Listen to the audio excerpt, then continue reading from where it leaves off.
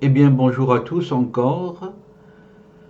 Nous avons parcouru les 8 leçons précédentes et nous allons terminer par la leçon numéro 9, qui est plus simplement que toutes les autres une bibliographie en droit forestier, c'est-à-dire tous les ouvrages et les articles que j'ai écrits et publiés par moi-même depuis 1984.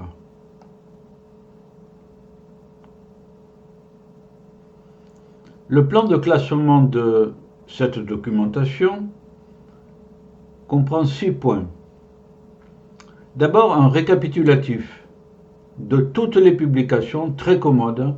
C'est la bibliothèque de législation forestière, c'est-à-dire un opuscule d'une cinquantaine de pages, dans lequel il y a tout. Ensuite, on fera un recensement par année des normes parues. C'est une aventure que j'ai tentée à 2 reprises. Je l'ai abandonnée la première fois au bout de 10 ans à peu près, et je l'ai reprise 20 ans après. Un ouvrage par année pour récapituler toutes les règles parues. Ensuite, point 3, des livres sur un thème particulier, les champignons forestiers par exemple, les peupleraies, les infractions, etc. Les livres récapitulant tous les articles que j'ai publiés, ça c'était l'une de mes dernières initiatives, car j'ai publié tous les 2 mois un article dans la forêt privée depuis 1980, donc ça fait beaucoup d'articles. Ils figurent tous, bien sûr, dans la BLF, la Bibliothèque de législation forestière. Point numéro 5, qui sera vite dit, les arrêts et jugements, qui sont en ma possession. Et un point qui n'a rien à voir avec tout le restant, sauf occasionnellement, puisque je suis donc écrivain, poète et artiste aussi, donc je suis né sous le signe des Gémeaux, donc j'ai 2 personnalités distinctes. Voilà. Vous aurez le renvoi à une publication qui fait la synthèse de tout ce que j'ai créé dans ces domaines non juridiques. Commençons par le premier point. Voilà l'opuscule BLF, législation forestière, 50 pages environ, tous les écrits, et je la tiens à jour pratiquement tous les 2 mois. Très commode pour avoir tout. Recensement par année maintenant. Les ouvrages comportant les lois, décrets, arrêtés, les questions parlementaires, parce que les parlementaires peuvent poser des questions au ministre et le ministre répond, ça peut avoir une valeur juridique, ça aussi, avec des mots en gras. Oui, parce que au bout de 2 décennies environ, j'ai jugé bon de mettre en gras des questions qui souvent étaient longues. Voilà, pour faciliter une lecture rapide. Les jugements et arrêts résumés avec citation des passages essentiels y figurent aussi. Et en début de chaque partie, un index détaillé renvoie au texte recensé après, dans le corps de l'ouvrage. Ça peut être une loi, un décret, un arrêté, une question, un jugement.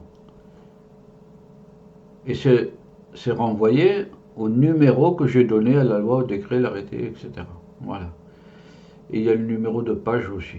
Voilà, c'est un index très pratique, évidemment. En début de livre, la fusion de tous ces index détaillés en un index général permet en consultant ce dernier de savoir si une modification normative, loi, décret, etc., est intervenue au cours de l'année. Ça, c'est très très commode, un index général.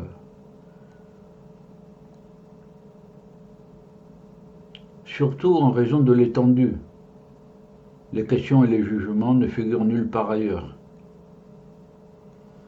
Donc voilà, j'ai réussi, j'ai recommencé, j'ai eu une première tentative dont on va parler sommairement après, mais ma dernière tentative c'est en 2010, j'ai fait 2011, 2012, 2013, 2014, 2015, 2016, 2017, 2018, 2019, et pour le moment je me suis arrêté. Je vais voir si je peux reprendre. Et voici un ouvrage qui s'intitule 3220 entrées en droit forestier.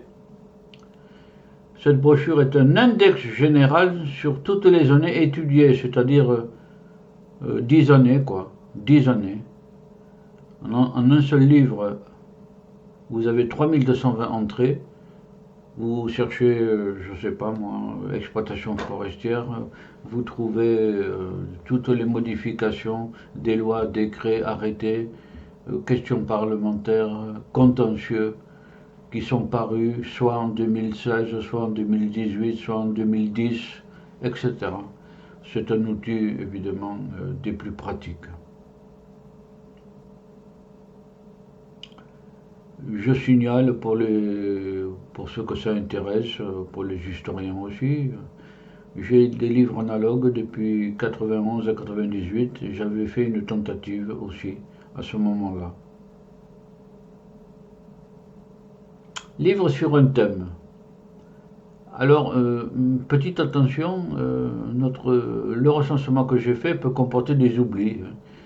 Ça peut arriver. Bon, vérifiez avec la brochure BLF, Bibliothèque de législation forestière, où vous trouverez peut-être des ouvrages, des livres que j'ai oublié de recenser ici. Donc, c'est d'abord des ouvrages de doctrine, faisant la synthèse des lois et règlements et contentieux. Alors, il y a plus de 20 ans, j'ai écrit un livre sur les régimes juridiques de gestion en forêt privée. Puis j'ai écrit un livre sur la loi forestière donc du 13 octobre 2014, celle qui a introduit le droit de préférence d'ailleurs. J'ai écrit un livre sur le champignon forestier, la loi et le champignon. J'ai publié un livre sur les réponses des ministres aux questions forestières, la mémoire d'une décennie. Un certain nombre de personnes me l'avaient commandé celui-là. Il y a des gens qui savent que dans les questions parlementaires, on peut trouver des renseignements très utiles. Les infractions du code forestier, détaillées, et toujours pareil, avec tout ce que l'on peut savoir d'après Maume, Guyot, et l'évolution récente sur chaque infraction. Alors j'ai écrit aussi un livre exceptionnel sur une seule loi, c'est très rare ça en droit. Un travail colossal avec 1 millier de notes de bas de page. Tous les propos des sénateurs et des députés sur tous les passages de la loi forestière. Tant d'opinions différentes, tant d'exclamations, tant de remarques parfois judicieuses ou parfois dérisoires aussi, mais quand même souvent fondées. Voilà. Donc un ouvrage de 377 pages, format A4, grand format, avec le cachet d'un grand maître des eaux et forêts que Roger Blais m'avait donné il y a longtemps. Roger Blais, membre président de l'INA Paris-Grignon, président de l'Académie d'agriculture de France, etc. Mort il y a assez longtemps maintenant, voilà. Mais j'ai conservé le cachet qu'il m'avait donné et que j'ai mis là. Et à l'intérieur du livre, je les remercie de manière posthume. Voilà un livre qui mériterait d'être encore plus connu que d'autres. J'ai fait des ouvrages de synthèse de contentieux, car le contentieux c'est la pratique qui pose problème entre deux parties, donc c'est judicieux. Je n'ai pas retrouvé la couverture de l'ouvrage que j'ai publié sur le contentieux du peuplier, mais j'ai écrit un livre sur le contentieux du peuplier. Tout le contentieux, quel qu'il soit. Plantation, exploitation, etc., etc. Tout l'usage du peuplier. J'avais écrit aussi un livre sur le contentieux des personnels forestiers, ONF, etc. personnel de l'État, très diversifié là aussi, et très utile pour le contentieux, quand on veut se battre. J'ai écrit un livre très spécialisé sur le contentieux des responsabilités du département pour les accidents sur voirie départementale, pour les camions qui dérapent sur le fait que une buanderie a lessivé sur la route ses excédents d'eau savonneuse, et le camion dérapant sur le savon va emboutir à partir de la route départementale des maisons qui y a en face, avec des morts. Voilà. Voilà le contentieux. Il y a beaucoup de contentieux sur ça. L'indemnisation des dégâts causés par le gibier en matière agricole et forestière, ça met en cause les chasseurs. Ça, c'est toujours pareil, il vaut mieux connaître le contentieux dès qu'on a un problème. Ou pour prévenir les problèmes, tout simplement, c'est encore mieux. Voilà. L'accident de chasse aussi, un livre sur le bilan du contentieux, très utile, là aussi, pour prévenir. Le contentieux de l'incendie forestier est très diversifié, là aussi, voilà. J'ai écrit beaucoup de choses, beaucoup d'études. Une de mes dernières initiatives, c'est des livres récapitulant tous les articles que j'ai écrits. Voici ces livres, tome 1, 2, 3, 4, depuis 1984, sur 40 ans. Voilà. Vous avez là tous les articles qui ont été publiés sur tous les sujets. Droit forestier, droit fiscal, forestier, tous les droits d'outre-mer, histoire du droit, il y a de tout, évidemment. Les arrêts et jugements, très belle photo là aussi. Je n'ai pas grand-chose à dire, sinon que j'ai une base sous forme informatique de tous les arrêts et jugements que j'ai résumés. C'est un travail énorme, là aussi. Chaque décision de justice porte un numéro qui figure dans notre code forestier pratique. Et dans le code figurent les 4 ou 5 ou 10 lignes maximum qui résument plusieurs pages de jugement. Voilà, il faut beaucoup lire pour garder peu.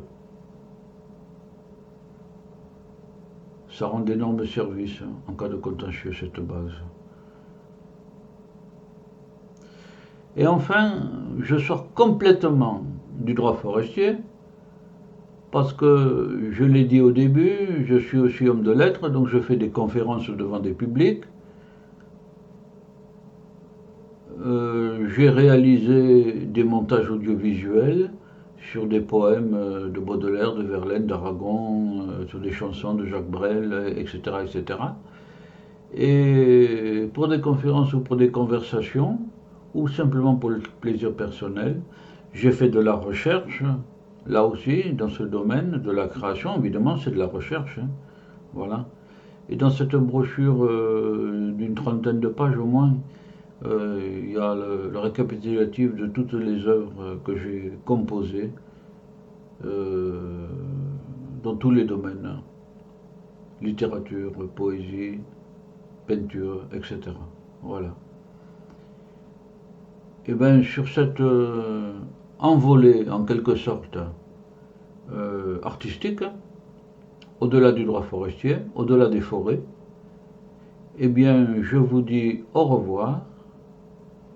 Et cela achève les 9 leçons que j'avais l'habitude de faire devant les élèves du notariat et qui peuvent intéresser évidemment tous les forestiers de France et de Navarre s'ils veulent comprendre un peu mieux le droit qui est applicable à leur forêt. Ou même, s'ils veulent comprendre mieux, ce que vous avez sous les yeux en ce moment-ci. Donc, des questions plus identitaires, poétiques, artistiques, etc. Bien, je vous dis au revoir et puis faites bien votre profit de ces 9 leçons sur le droit forestier qui ont nécessité un travail aussi important de synthèse. Voilà. Je vous remercie et bonne journée à vous. Au revoir pour chacun. Au revoir.